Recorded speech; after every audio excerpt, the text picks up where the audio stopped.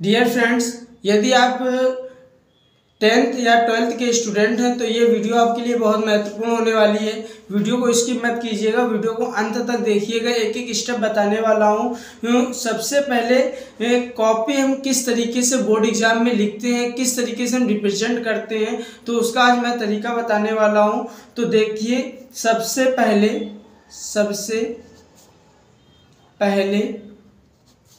Entry सही से करें।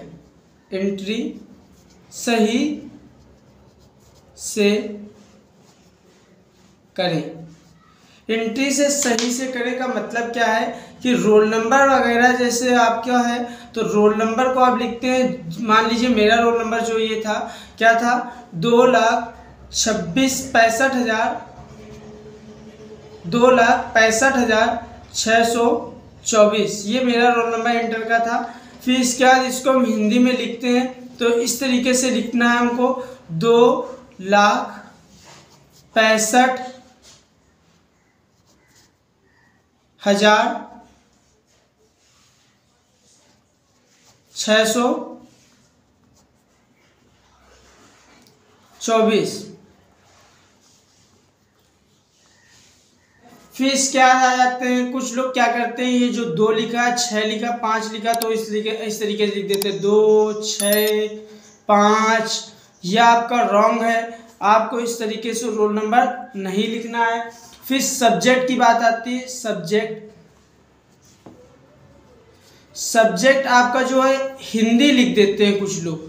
हिंदी का पेपर है तो क्या किया, हिंदी लिख दिया, लेकिन आपने हिंदी लिखा, ये भी आपका क्या है, गलत है। आपको हिंदी नहीं लिखना है, आपको लिखना क्या है, सामान्य हिंदी लिखना है। क्या लिखना है, सामान्य हिंदी। फिर बात करते हैं पेपर कोड की। पेपर कोड, तो पेपर कोड जो आपका है वो आपके पेपर में ही दिया होगा। मेरा जो पेपर कोड था वो 10XY था। 7 सेट यूपी में बनते हैं, जिसमें से आपके पास कौन सा सेट मिला है वो आपके सेट में ही पेपर कोड लिखा होगा। फिर क्या करते हैं, कुछ बच्चे मिस्टेक हो जाती है, कॉपी में लिखते समय मिस्टेक हो जाती है। तो जैसे कि लिखना था रामा खाना पीती है, लेकिन लिखना था रामा खाना खाती है, लिख दिया पीती है। तो आपको इस तरीके से लाइन करनी, ना कि उसमें इस तरीके से इसको काट देना है। ठीक, इस चीज़ को याद रखना, इन चीज़ों को ध्यान रखिएगा। फिर इसके बाद आते हैं टाइम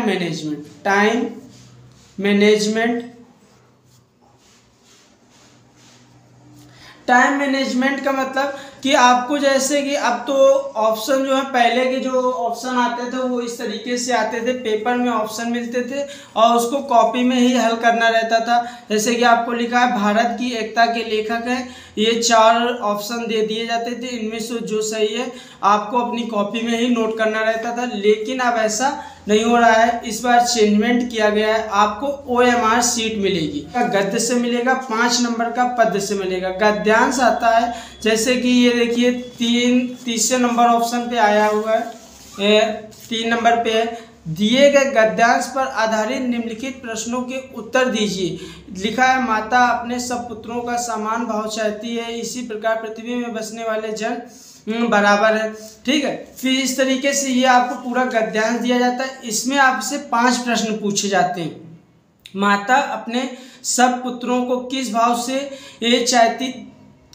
से चाहती है, तो आपको जो ये गद्यांश दिया गया है इसी को पढ़कर, इसको ध्यान से पढ़ना है, ध्यान से पढ़ प्रश्नों का आंसर देना है। फिर इसके बाद देखिए, दूसरा नंबर, तीसरा नंबर, चौथा नंबर, 5वां नंबर, इस तरीके। फिर ये आपको, इसमें भी आपको ध्यान रखना होगा कि ये जो पहला नंबर है तो इसमें हमें कितनी लाइनें भरनी है, दूसरे नंबर में कितनी लाइनें भरनी, तीसरे नंबर में कितनी लाइनें भरनी। फिर आते हैं गद्य का, आता है हमारे पास पद्य का। क्या आता है, पद्य का। तो ये देखिए पद्य का दे रखा है, दिए गए पद्यांश पर आधारित निम्नलिखित प्रश्नों के उत्तर दीजिए।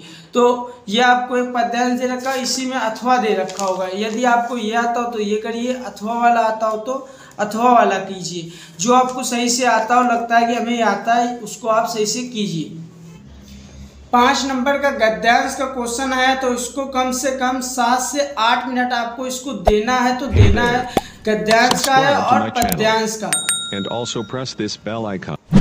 गद्यांश वाले में भी आपको 7 से 8 मिनट देने हैं और पद्यांश वाले में भी आपको 7 से 8 मिनट देने हैं। तो 5 नंबर का ये होगा, 5 नंबर का गद्य का होगा, 5 नंबर पद्य का होगा। तो आपको 10 नंबर आपके कंप्लीट हो जाएंगे इधर से। तो इन सब चीज़ों को टाइम मैनेजमेंट बिल्कुल आप ध्यान से अभी से बिल्कुल प्रिपेयर हो जाइए। और फिर इसके बाद हम देख लेते हैं कि जो आपका हिंदी का जो पेपर होता है, हिंदी का पेपर, हिंदी के पेपर में आपका राइटिंग का बहुत प्रभाव पड़ता है।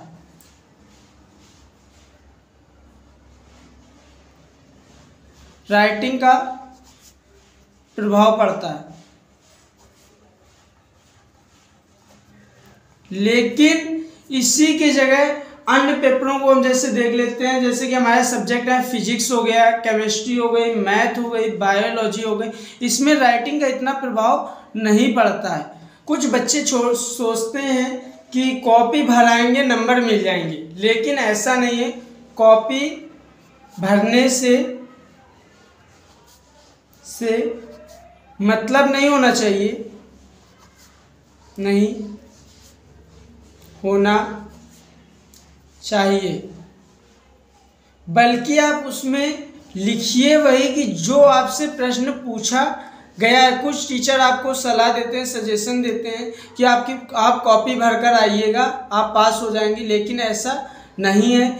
आप कॉपी भरने से आपको कोई मतलब नहीं होना चाहिए। फिर इसके बाद जब आप पूरी अपनी कॉपी भर लेंगे तो आपको याद रखना है कि कॉपी के लास्ट पेज में, कॉपी के लास्ट पेज में रोल नंबर जरूर लिख देना, रोल नंबर जरूर लिख देना।